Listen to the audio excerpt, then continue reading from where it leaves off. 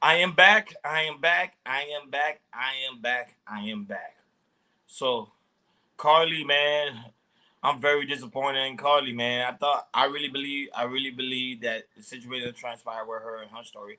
I really believe that. I probably was one of the suckers that did believe the story. I actually advocated for it on the KL Culture Radio on one of the live streams we had, which was on Monday's show. So, guys, please make sure you subscribe to KL Culture Radio. Remember, link is pinned on top of my chat in my community time and also my bio. Remember, we do go live each and every Monday, Wednesday, Friday, 6 o'clock Eastern Time with my good man, Prince Hakeem, and my good man, New Jordan. Hope to see you there at one of the live streams. Yeah, so I was one of the heavy advocate of believing this story.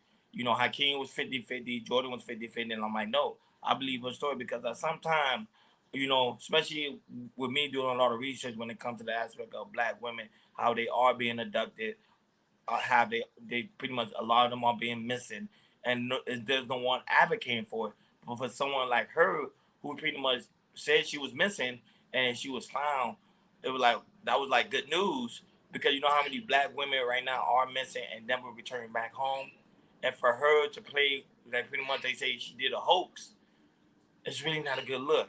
And I'm gonna play a small snippet of the conference because the conference is very long. How they really the FBI did a 100% great work, and they don't play stuff like this should not be taken lightly. And a lot of people say should she be held accountable? I will come back. I'll be right quick. I'll come right back to answer that question. Let's Orange take a hair with watch. a big bald spot on the back.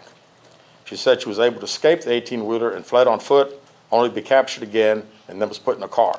She claimed she was then blindfolded but was not tied up because the captors said they did not want to leave impressions on her wrists. She said that they took her into a house and made her get undressed. She believes they took pictures of her, but she does not remember them having any physical or sexual contact. She stated the next day she woke up and was fed cheese crackers by the female. She said the woman also played with her hair, but could not remember anything else. At some point, she was put back in a vehicle she claims was able to escape while it was in the West Hoover area. She told detectives she ran through lots of woods until she came out near her residence. During this interview, detectives noted that Carlee had a small injury to her lip, and she claimed that her head was hurting. She also had a tear in her shirt. Detectives also noted that she had $107 cash in her right sock.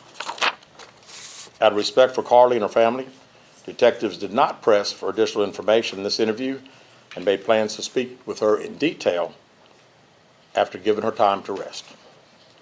Detectives continue analyzing data from Carlee's cell phone that was left behind at the scene. We enlisted the help of the United States Secret Service in conducting this analysis. Part of what data included several internet searches in the days leading up to her disappearance that I think are very relevant to this case. On July 11th at 7:30 a.m., the term, "Do you have to pay for an Amber Alert?" was searched. On July 13th at 1:03 a.m., the day of her disappearance, the term, "How to take money from a register without being caught," was searched. On July 13th at 2:13 a.m., the day of her disappearance, the term Birmingham bus station was searched. On July 13th, 2:35 a.m., a search for a one-way bus ticket from Birmingham to Nashville was conducted with a departure date of July 13th. On July 13th at 12:10 p.m., a search for the movie Taken, a film about abduction, was conducted. There were two searches related to Amber Alerts on a computer at Carlee's place of employment, including one regarding the maximum age of an Amber Alert. There were other searches on Carlee's phone that appeared to shed some light on her mindset.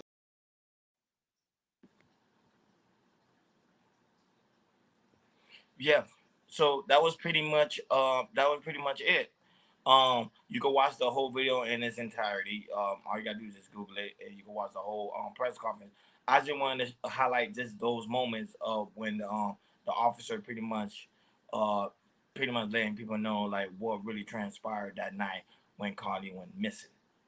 And now, one of the questions I asked before starting the live was what pretty much moments ago was should black women be held accountable for this? I don't think people should hold all black women accountable for this. They need to hold Carlee accountable for this because she is the one that played the hoax on everybody. Because she don't understand that this right here is a serious thing. Because black women do go missing each and every day. She should be held accountable for this. Now, a lot of people say she need to do prison time. I don't think she need to do prison time. I think she need to pay for the people that went out there that went to go search for the law enforcement, the firefighters, the FBI. She need to pay that fine. Now she may do some time in jail, probably like 6 months to a year. Okay, cool. But at the end of the day, is do not play games like this. To me, this is stupid. This is childish because black women do go missing, and not only that, they're gonna look at us as when I mean us, I mean black folks as okay. We can't be taken seriously when it comes to a situation like this when someone actually do go missing. And mind you, I am gonna do a story about a guy who literally, an ex boyfriend who literally kidnapped his ex girl, did harm to her, and then he ended up being found. But stuff like that does happen. And then when you see stuff like this happen, and then you see the Carlee case, it makes you think like, come on, man, it can't be. You need to get it together, black people.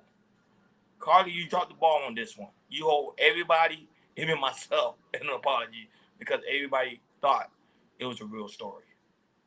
Subscribe to KL Culture Radio. Remember, the link is pinned on top of my chat, my community tab, and also my bio. Remember, we do go live each and every Monday, Wednesday, Friday, 6 o'clock Eastern Time with my good man, Prince Hakeem, and my good man, New John Era.